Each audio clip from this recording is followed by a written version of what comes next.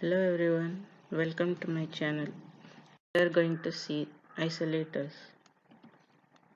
Electrical isolators separate a part of a system from the rest for safe maintenance work. Isolator is a manually operated mechanical switch which separates a part of the electrical power. Isolators are used to open circuit under no load. The main purpose of isolator is to isolate one portion of the circuit from the other and is not intended to open while current is flowing in the line.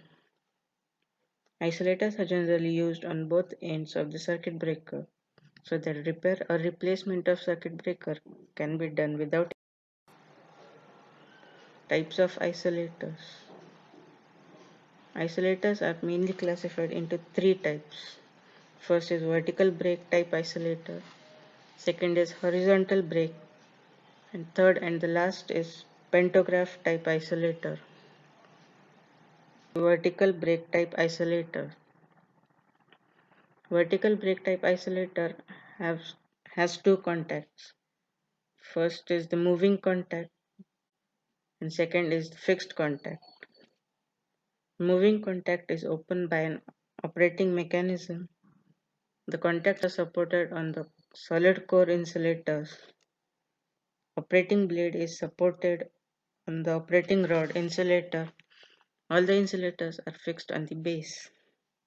Earthing switch are also fixed on the isolator and linked with the isolators. The operation of isolator may be manual or with electrical mechanism. Horizontal brake type isolator. Fixed female contact or metal are supported on the stack of insulators.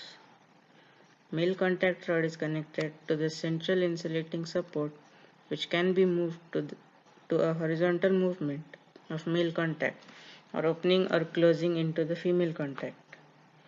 The movement of the rod and its support may be done manually, electrically by operators. The operating mechanism disengage the rod in the female contact for closing or opening operating of isolator.